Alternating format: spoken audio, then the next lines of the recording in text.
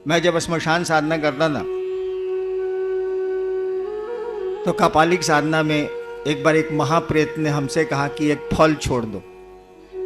रात के 2 बजे स्मशान में कहा एक फल छोड़ दो, कुछ छोड़ना, एक फल छोड़ दो। हम सोचा साला का छोड़े। हम कहा जी ककड़ी नहीं खानी।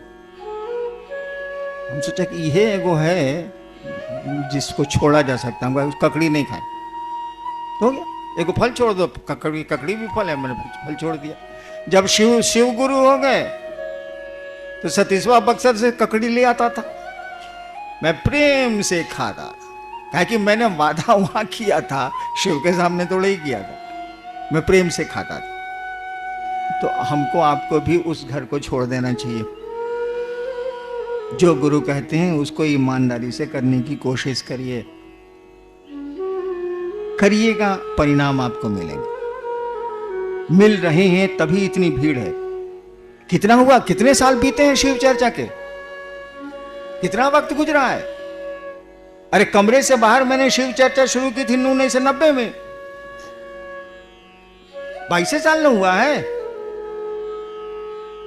22 साल में बिहार यूपी में कौन गांव कौन गली बची हुई है जहां शिव चर्चा नहीं होती है? परिणाम है तब ना है। हम लोग कहां जाते हैं, मैं तो आजकल निकलता भी नहीं। परिणाम है तब ना लोग शिव से बन रहे हैं और आप घोषणाओं पर घोषणाएं किए जा रहे हैं, लोगों को शिव चर्चा की ओर मुखातिब किए जा रहे हैं, प्रेरित किए चले जा रहे हैं। परिणाम है तो गुरु चर्चा करिएगा, गुरु का आदेश करिएगा, तो आपको भी लाभ ही होगा। आप देखिए ना, मैंने तो देखा है 30 वर्षों में, जब मैं कमरे के भीतर भी शिव चर्चा करता था या बाहर भी करने लगा, तब से आज तक मैं देख रहा हूं लोगों के कष्ट में कमी आई है, लोग अच्छी स्थिति में गए हैं। पैसा आपके पास भले नहीं हो, पैसा तो मेरे पास भी नहीं, पैसा आपके पास भले नहीं हो, लेकिन अच्छा पहनने लगे हैं आप, अच्छा खाने लगे हैं आप, आपके परिवार के लोग अच्छे रहन सहन में रहने लगे हैं। ये मैं लगातार देख रहा हूं। और आपके कष्ट कम हो जाते हैं। कब नहीं कम होते हैं? जब आप इसका रोना रोते हैं। दवा खा नहीं रहा है, रोग के बारे में हल्ला कर रहा है, दवा बताई जा रही है, आप सुन ही नहीं रहे। अरे औषधियों के इंतजार में व्याधियां प्रसार थोड़ी ही रोक देंगी। आप दवा नहीं खाएगा तो बीमारी रुक जाएगी कि बीमारी बढ़ेगी? उसका लक्षण है, बढ़ती है वो, दवा तो खानी होगी। तो आप ये रोना क्यों रोते हैं? कष्ट किसको नहीं है यहाँ? कौन मुक्त हुआ है इससे? शिव भी शरीर में आए तो मुक्त नहीं हो सकते वो। ये योनिगत दोष है। योनिगत जैसे होइएगा, आपके कर्म फल आपका पीछा करेंगे, काल का प्रभाव पर पड़ेगा, समय का प्रभाव पर पड़ेगा। वो तो शिव भी शरीर में आएंगे तो उनको तो जगत के नियमों में चलना होगा। हिंदुस्तान में घुस आइएगा आप अमेरिका से, आप कहिएगा कि यहाँ का कानून हम नहीं जानते हैं। वाह, ignorance of law is no excuse. कानून नहीं जानना कोई माफी नहीं है। अरे भाई, कोई आदमी इस देश में घुस जाएगा नेपाल से, कहेगा हमको यहाँ का कानून, यहाँ का आदमी नेपाल चला जाएगा, कहेगा हमको कानून नहीं मालूम था इसीलिए ऐसा किया, सजा नहीं मिलेगी उसको? मिलेगी। तो इस धरती का जो नियम है उसमें शिव भी आएंगे तो उनको यहाँ के काल चक्र में पड़ना ही पड़ना है। तो कौन मुक्त है यहाँ? और कष्टों के बाद भी कुछ चीजों को आप पकड़े हुए हैं। भारी परेशानी में भी कुछ चीजों को पकड़े हुए हैं आप। परिवार को पकड़े हुए हैं। बेटा अच्छा लगता है, पत्नी अच्छी लगती है, कुछ चीजें अच्छी लगती हैं, कुछ लोग अच्छे लगते हैं। भीषण कष्ट में भी जो अच्छे लगते हैं वो आपको अच्छे लगते हैं, उनको नहीं छोड़ते आप। शिव ही एक पराया है, वही महादेव दूसरा है। उसी से रिश्ता इतना कमजोर है कि छोड़ दिया जाए, बाकी किसी चीज को नहीं छोड़ा जाए। कपड़े साफ पहनना नहीं छोड़ा आपने, नहाना नहीं छोड़ा आपने, खाना अपने मर्जी का खाना नहीं छोड़ा आपने। कष्ट है तो हैं, तब भी आप ऐसा करते हैं, व्यवस्था करते हैं आप। तो आपका गुरु ही इतना कमजोर रिश्ता रखिएगा तो कैसे चलेगा भाई साहब? धरती पर भी रखिएगा तो नहीं चलेगा। तो चलो, इतने कष्ट हैं, शिव भी रहेंगे तो क्या अंतर आएगा?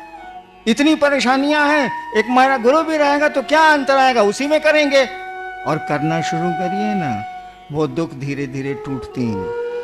खत्म होने लगते हैं। कहा जाता है ना कि बनने में समय लगता है, टूटने में समय नहीं लगता है। एक बार मेरे टीवी में भगवती ने कहा था, मेरे टीवी में, झूठी कहानी, नदी आवा है न बउआ तो धीरे धीरे अह रहा। वो जहां रहिए कि जहां की बोली होगी जवाब उसी की बोली में आवे, वहीं की बोली में आवे। मेरी ये भाषा नहीं है, मैं तो भोजपुरी भाषी हूं। उत्तर आया था, नदी आवा है न बउआ, मन नदी में जब बाढ़ आती, नदी आवा है न बउआ तो धीरे धीरे अह रहा है, यानी नदी के बाढ़ का पानी धीरे धीरे घटता है, अकबकाओ नहीं। एक बहुत मैं कष्ट में पड़ गया था, डॉक्टरों ने कह दिया था कि इसका कोई इलाज नहीं है।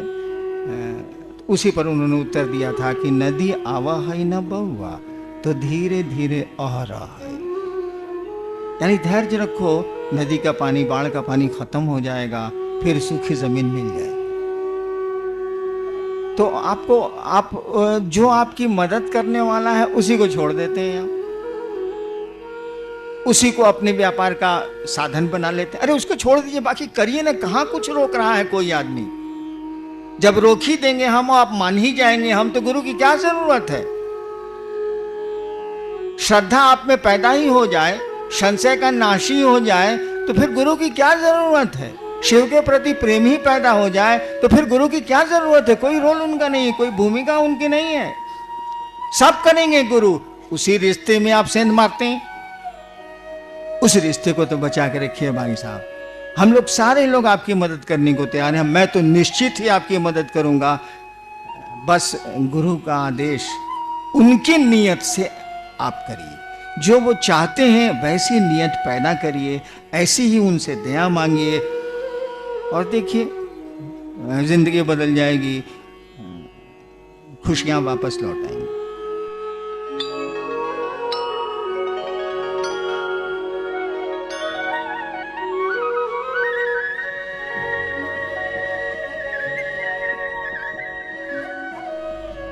बातें हुई, जिज्ञासाएं भी आई। मैंने जो देखा या सुना,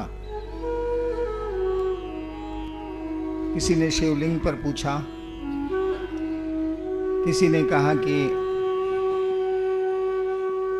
अन्नू भैया सार्थकता बोलते हैं शिव की, शिवलिंग की, साहब कुछ नहीं बोलते। किसी ने कुंडलनी साधना पर पूछा, हालांकि आज विषय कुंडलनी साधना का नहीं था। एक बात समझिए, इस पूरी दुनिया का रहस्य क्या है?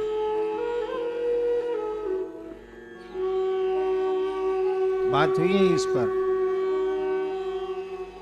कई वक्ताओं ने इस पंक्ति को अपनी चर्चा में कहा कि पूरी सृष्टि उस शिव की इच्छा से निर्मित है, उस ईश्वर की इच्छा से निर्मित।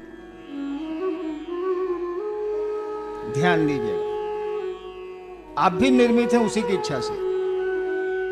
ये खुदा की खुदाई है, उसकी इच्छा से यहां सब कुछ निर्मित है, चल भी रहा है, टूट भी रहा, फिर निर्माण हो रहा।